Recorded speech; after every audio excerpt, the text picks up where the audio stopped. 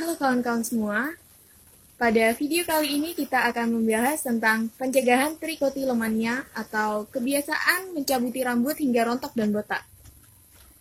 Sebelum membahas pencegahannya, mari kita cari tahu apa itu trikotilomania. Trikotilomania merupakan suatu kondisi di mana seseorang memiliki kecenderungan untuk mencabut rambut mereka hingga botak ketika mereka dalam keadaan stres atau cemas. Nah, kebiasaan ini jika terlalu lama dibiarkan akan berakibat buruk bagi kesehatan rambut dan kulit kita. Oleh karenanya, dalam video ini kita akan membahas cara pencegahannya. Yang pertama adalah berperilaku positif. Kenapa kita harus berperilaku positif? Karena ketika kita berperilaku positif, maka pikiran kita akan lebih jernih. Kemudian, rasa stres kita akan berkurang karena pikiran kita jernih, jadi kita tidak terlalu stres, sehingga keinginan kita untuk mencabut rambut kita akan berkurang ketika kita merasa tidak stres.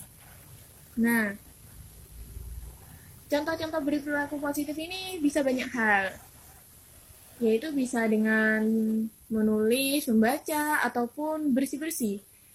Jadi ketika kita beraktivitas, maka fokus kita akan teralihkan pada aktivitas tersebut, yang membuat kecenderungan kita untuk mencabut rambut akan hilang.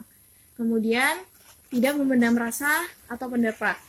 Karena ketika kita terlalu sering memendam perasaan dan pendapat, maka lama-kelamaan hal itu akan membebani kita dan menimbulkan rasa stres pada diri, yang menimbulkan kecenderungan untuk mencabut rambut. Oleh karenanya, ketika kita tidak menyukai suatu hal atau terjadi sesuatu, kita tidak boleh terlalu sering memendam perasaan itu. Ada kalanya kita harus mengeluarkan perasaan-perasaan kita dan pendapat-pendapat kita, meskipun dalam bentuk menulis diary ataupun curhat ke teman. Atau kalau tidak bisa, setidaknya kita bisa curhat kepada Tuhan Yang Maha Esa dengan berdoa. Yang ketiga adalah olahraga. Dengan minimal olahraga seminggu sekali, hal itu akan membuat fisik dan mental kita menjadi lebih sehat. Dan yang keempat adalah makan makanan sehat. Nah, makan makanan sehat ini juga berpengaruh pada kesehatan fisik dan mental. Ketika kita memakan makanan yang baik, yang ternutrisi dengan cukup, hal itu akan mempengaruhi kesehatan fisik dan mental kita. Sama halnya dengan ketika kita makan makanan yang junk food atau makan makanan haram, maka pikiran dan